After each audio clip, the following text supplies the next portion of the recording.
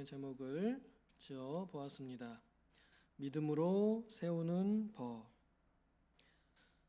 하나님께서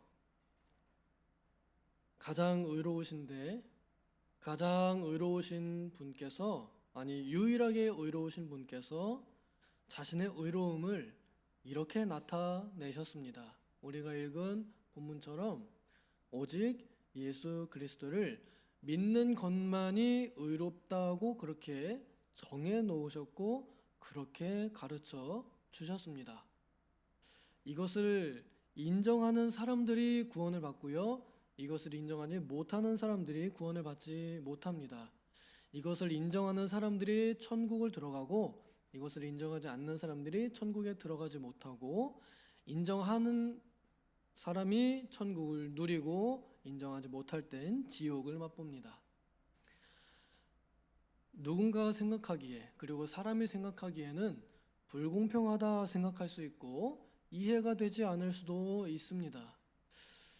인간적으로 생각할 때는 이해가 안 되고 또 논리가 맞지가 않습니다. 착한 짓을 해야 착하다고 하지 않겠어요? 그렇죠? 이쁜 짓을 해야 이쁘다고 하지 않겠어요? 그런데 이쁜 짓도 안 하고 착한 짓도 안 했는데 딸랑 하나 나를 믿어준다는 거 그거 하나만으로도 얘가 무슨 짓을 했든지 간에 다 착하다, 다 옳다 라고 이렇게 해 주시는 겁니다. 그런데 가끔 우리가 자녀에 대한 사랑을 생각할 때는 조금 공감할 수 있을 것 같습니다. 우리 부모님들은 대체적으로 보면 일반적으로 자녀들의 편입니다. 자녀들이 무슨 짓을 하든 내 자식은 옳아요. 날이 갈수록 더 그런 것 같습니다. 선생님들한테 당신이 뭔데 내 자식을 혼내냐고 그렇게 하는 시대가 되어가고 있습니다. 나는 옳고 내 자식이 옳아요. 내 자식을 혼낼 수 있는 건 나밖에 없어요. 그런 시대가 되어가고 있습니다. 그런 마음에서 하나님께서 자신의 의로움을 그렇게 나타내셨다는 걸 우리는 조금 이해를 해볼 수는 있겠습니다. 공감이 조금 될 수는 있겠습니다. 그런데도 불구하고 이걸 가장 이해 못했던 사람들이 누구냐면 하나님의 말씀을 먼저 받은 유대인들이었습니다. 왜냐하면 유대인들에게는 율법이라는 수많은 조항들이 있습니다. 하나님께서는 이렇게 하는 것을 좋아하신다. 또 저렇게 하는 것을 싫어하신다. 라는 이 율법의 조항들이 있습니다. 그래서 유대인들에게는 그 율법의 테두리가 그들의 삶의 규범이었고 그걸 잘 지키면은 하나님께서 사랑하시고 그걸 잘 못 지키면은 하나님께서 혼내신다라는 것이 아주 어릴 때부터 세뇌되어 있는 사람들이기 때문에 오직 딱 겉에 보이는 율법의 조항들만 지키면 되는 거예요. 그 안에 있는 의미는 생각할 필요 없습니다. 겉에 있는 조항들만 잘 지켰으면 자기는 하나님 앞에 떳떳하고 잘한 것으로 여겨지게 만들었습니다. 그러니 이 사람들이 보기에 율법이 없는 이방인들은 완전히 지옥의 땔감들이에요. 천국과는 거리가 너무 먼 사람들이죠. 그런데 예수님께서 오셔서 십자가로 자신의 몸으로 화목제물 삼아서 모든 인류에게 천국 갈 수 있는 유일한 길을 활짝 열어 놓으셨을 때 이방인들, 율법에 대해서 전혀 모르는 사람들이 복음을 듣고서는 그래요? 제가 믿습니다 라고 이렇게 말만 하면 다 천국 간다고 하니까 유대인들 입장에서는 억울하기도 하고 이해가 되지도 않고 받아들여지지도 않았습니다. 그래서 유대인들은 계속 꾸준히 그것만 가지고는 안 돼. 천국 가려면 율법도 지켜야 돼 라고 이렇게 가르치고 우겼습니다. 이 문제가 이제 로마 교회는 유대인들도 있지만 이방인들이 더 많았거든요. 그럼 거기서 이 유대인들이 자꾸 텃세 부리면서 우리가 먼저 믿었어, 우리가 먼저야, 우리가 더 우월해 이런 것들로 인해서 자꾸 이방인들을 핍박하고 또 이 교회 안에 질서가 세워지지 못하고 화합이 되어야 되는데 하나님의 법인 율법으로 인하여 오히려 갈라치기가 되고 더 불화가 되고 사랑이 식어지는 그런 것을 하나님께서 안타깝게 여기시고 고쳐주시기 위해서 바울 사도를 통해서 이렇게 말씀해 주신 겁니다. 오직 예수 그리스도께서 하나님의 아들이시면서 나를 위해서 나를 사랑하셔서 내 죄 대신에 십자가에서 죄값을 대신하시고 나의 의를 위하여 다시 부활하셨다는 것을, 그리고 나의 영생을 위하여 다시 오실 것이라는 것을 믿는다면, 그러면 그 사람은 할례를 받았든지 안 받았든지 이방인이든지 유대인이든지 상관없이 다 의로운 사람이다. 이것이 하나님의 법이다 라고 이렇게 선언하고 가르쳐 주면서 질서를 재정립해 준 것입니다. 이것을 듣고서 유대인들이 받아들였으면 이제 그들에게는 천국이 열렸고요. 받아들이지 않았으면 여전히 천국은 뭐 죽어서 가겠지만 사는 동안에는 천국 맛을 못 보게 되는 겁니다. 하나님께서는 우리 인생들에게 하나님의 규칙, 하나님의 법을 주실 때에는 사람들을 괴롭게 하고 사람들에게 무겁게 하고 그 사람들에게 힘들게 하려고 주신 것이 아니라 지키면 복을 받고 행복하게 하시려고 하나님께서는 하나님의 말씀, 곧 하나님의 규칙, 하나님의 법을 주셨습니다. 그런데 이 사람들이 악하기 때문에 하나님의 법을 지키기 싫어하고 사람들이 무능하기 때문에 그 법을 무겁게 여겨지는 것입니다. 그런데 그것을 누굴 탓해요? 잘 못하고 연약한 내 탓을 하는 게 아니라 왜 이런 법을 만드셔가지고 왜 이렇게 괴롭게 하시냐 하며 죄인들이 의로우신 하나님을 원망하고 불평했습니다. 하나님께서 원하시는 것은 하나님을 사랑해 주기를 바라셨습니다. 딱 그 한 가지입니다. 하나님께서 먼저 죄인들을 사랑하셨으니까 그들의 사랑을 함께 나누기 위해서 사랑해 주셨거든요. 먼저 사랑해 주셔서 사랑받은 죄인들이 또한 하나님을 사랑해 주기를 바라는 마음으로 나는 이렇게 해주면 사랑스럽고 나는 이렇게 하면 기분이 좋아 라고 가르쳐 준 것인데, 사람들은 하나님을 사랑하기 싫어서, 사랑하는 것이 버거워서 아니 꼭 그렇게까지 해야 됩니까? 아 싫습니다 이러면서 하나님의 말씀을 순종하지 않고 거역하고 싫어했기 때문에 그들은 하나님의 법이 무거웠고 그래서 지키지 않았고, 지키지 않으니까 어때요? 불행하게 살다가 불행하게 죽었습니다. 심지어 나라가 망하기도 했습니다. 이 원래 하나님께서 주신 법은 사람들이 행복하게 살 수 있게 해주신 규칙입니다. 그것을 요약한 것이 오늘날 남아있는 십계명이지요. 율법은 이제 완전하게 덮였습니다. 이제 펼쳐져 있던 것이 탁 덮였습니다. 그리고 그 위에 사랑의 법으로 이제 새롭게 선언되었습니다. 내가 너희를 사랑한 것 같이 너희도 서로 사랑하라 하는 원래 있던 법이 다시 덮으면서 그 사랑의 법이 더 완전하게 드러났습니다. 십자가 위에서 죄인을 위하여 자신을 희생하는 그 사랑이 곧 하나님의 행복한 법칙이라는 것을 나타내 보여주셨거든요. 이제 하나님을 참으로 사랑하고 하나님을 기쁘시게 하는 사람들은 하나님께서 그리하셨듯 하나님을 위해서 또한 자신도 기꺼이 내어놓을 수 있는 사랑, 그리고 또한 하나님께서 사랑해 주시는 이웃을 위해서 자신과 같이 사랑하는 그 사랑, 그 사랑만 있으면 그러면 그 사람은 하나님께서 원래 주신 법의 목적대로 행복을 누릴 수 있습니다. 이것을 가장 많이 연습하고 또 가장 많이 누리는 곳이 바로 교회라는 공동체입니다. 우리 교회는 사랑의 법으로 행복을 연습하고 행복을 누리는 공동체입니다. 어떻게 보면 세상에서 가장 유일한 가장 큰 행복의 통로라고도 할 수 있을 것 같습니다. 똑같은 법을 받았잖아요. 똑같은 하나님의 말씀을 받았습니다. 가정에는 종교가 다를 수 있고 또 그 정치 성향도 다 다를 수 있고 개인의 성향도 다를 수 있지만 교회는 법이 똑같습니다. 가정에는 뭐 아빠의 법, 엄마의 법 이런 게 다 다를 수 있죠. 국가들마다 다른 법들이 다 다를 수 있습니다. 그러나 오직 교회는 어디든 똑같이 하나님의 말씀이 법입니다. 하나님의 계명이 법입니다.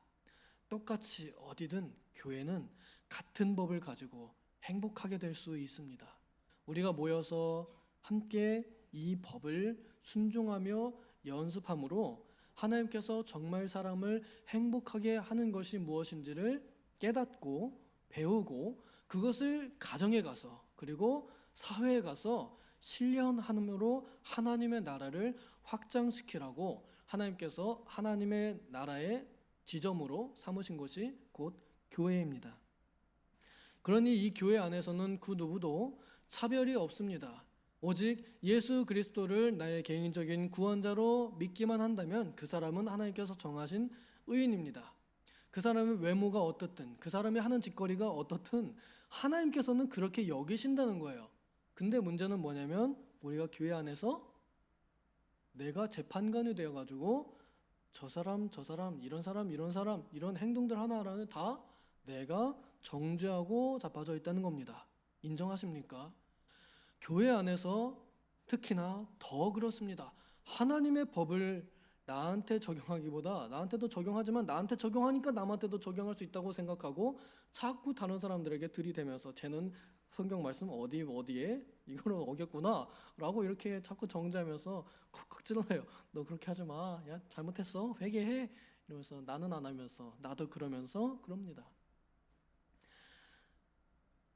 행위로 의롭다고 말할 수 있는 사람이 아무도 없음을 유대인이든 헬라인이든 행위로는 하나님 앞에서 의롭다 할 수 있는 사람이 아무도 없음을 나의 의는 이것뿐 오직 예수의 피밖에 없다고 우리는 다 입으로 고백하면서도 우리가 기도를 좀 많이 하면 교만해지고 우리가 성경을 좀 많이 읽으면 교만해지고 그리고 신학을 공부할수록 또 교만해지기도 하고 하여간 교회를 열심히 다니면서 봉사를 열심히 하면은 교만해져서 나보다 기도를 좀 덜 하는 사람인 것 같다.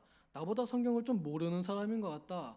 나보다 봉사를 좀 덜 열심히 하는 것 같다. 나보다 헌금을 좀 적게 하는 사람인 것 같다. 그러면은 내가 좀 더 나은 사람인 것 같다라고 생각하면 내가 쟤보다는 좀 열심히고 내가 쟤보다는 좀 더 신앙생활 잘하는 것 같다만 생각하면 거기서 이제 확 도는 거예요. 착각해가지고 내가 재판관이 되어서 내가 법관이 됩니다. 하나님의 법은 모두에게 공평하게 주어졌습니다. 우리 모두가 다 죄인이라는 것을 드러내기 위해서 율법을 주셨습니다. 사람들에게 그걸 가지고 공격하라고 주신 게 아니에요. 우리가 10가지 십계명의 축약본을 10계명을 가지고서도 우리는 의롭다고 자부할 수 있는 사람이 아무도 없습니다. 그 10가지도 우리는 다 제대로 지키지 못하면서 우리가 어떻게 다른 사람들을 정죄하고 판단한 법관의 자리에 앉을 수 있을까요? 오직 하나님께서는 의로우신 재판장으로 계십니다. 그 자리를 찬탈하지 않아야 할 것입니다. 오히려 하나님께서는 그 법관이신데 의로우신 법관이신데 좀 이상한 일을 하셨어요. 제가 여기 25절 보면서 간과하심이라는 단어가 나오는데 여러분들 공감을 많이 하실 수 있을 것 같은데 오늘 아침에 뭐 먹었는지 기억이 안 나거나 어제 어딜 갔다 왔는지 기억이 안 난다 라고 하시면 바로 그 증상입니다. 저도 이 청년들이 전도사님 지난번에 그랬잖아요 라고 하면은 내가 언제 그랬지? 기억이 안 나잖아요. 딱 그거예요. 하나님께서 우리의 지나간 과거의 죄를 이렇게 간과하셨다는 거예요. 이렇게 잊어버리셨다는 거예요. 네가 언제 그랬냐? 이런 것처럼 우리의 죄를 그렇게 잊어버려 주셨는데 근데 우리는 남의 죄를 너무 들춰내고 있다는 것이 큰 문제 중에 문제입니다. 그러면서 말이 많아지고 사랑이 식어지게 되지요. 그러면 이제 이렇게 듣는 사람들은 오해할 수 있습니다. 그러면 이제 믿기만 하면 다 된다고 했으니까 말씀대로 안 살아도 되겠구나 하는 사람들이 그 유명한 구원파죠. 근데 구원파에 들어있는 사람들뿐만 아니라 비교적 우리 장로교도 그런 성향이 많이 있음을 우리는 인지하고 또 인정할 만합니다. 왜? 맨날 교회에서 믿으면 된다 그러고 믿었으면 의롭다 그러니까 은근히 우리의 마음이 게을러져서 말씀대로 안 해도 어차피 천국은 가니까, 그래서 말씀대로 안 하려고 하거나 못하는 걸 그냥 괜찮다고 여기는 안일한 마음이 생기기 쉽습니다. 이것을 경계하는 것이 이 로마서 3장의 마지막 결론입니다. 31절 보면은 우리가 믿음으로 말미암아 율법을 파기하느냐? 그럴 수 없느니라. 도리어 율법을 굳게 세우느니라 말하죠. 오히려 잘 믿는 사람들일수록 하나님의 말씀을 잘 실천하게 되어 있다라는 겁니다.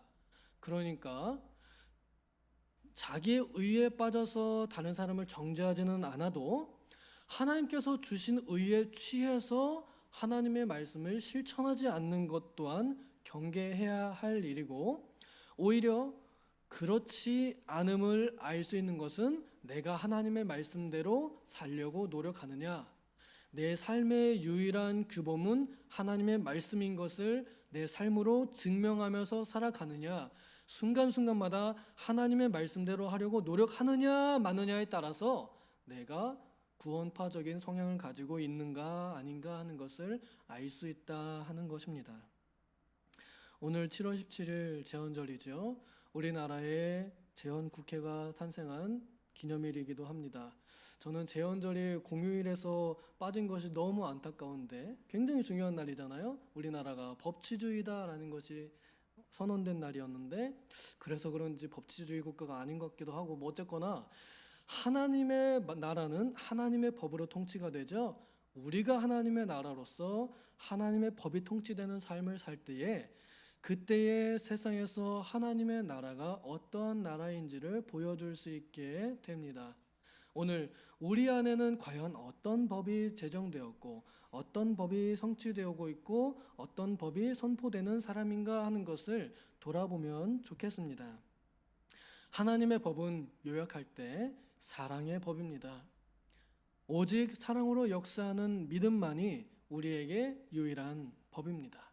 그러므로 우리는 하나님 나라의 백성으로서 하나님의 법을 지키는 사람으로서 그 법을 더 공부하며 어찌하면 하나님께서 우리를 이렇게 사랑하실 수 있는가 배우고, 또한 어떻게 하면 우리의 이웃들을 그렇게 사랑할 수 있는가를 고군분투하면서 고민하면서 기도하면서 실천하며 사는 삶, 이것이 하나님 나라의 백성으로서 행복한 법치주의 삶을 살게 되는 것입니다. 부디 바라건대 우리 도봉교회가 그러한 행복한 하나님의 나라가 되기를 바라고, 이 교회 안에 신앙생활하는 모든 성도님들의 심령이 이러한 법치주의 국가가 되기를 소망합니다. 그리하여 이 교회가 사랑의 나라가 되고 또 우리 주변이 사랑의 지역이 되면 좋겠습니다. 그렇게 해서 하나님의 나라가 오늘도 우리를 통해서 사랑으로 확장되기를 소망합니다. 기도하겠습니다. 하나님 아버지, 우리에게 사랑의 법을 주셔서 우리가 힘들게 괴롭게 억지로 사랑하는 것이 아니라 하나님께서 주신 사랑을 알면 알수록 나도 자발적으로 감동되어서 하나님과 이웃을 내 몸과 같이 사랑할 수 있게 하셨사오니 감사합니다.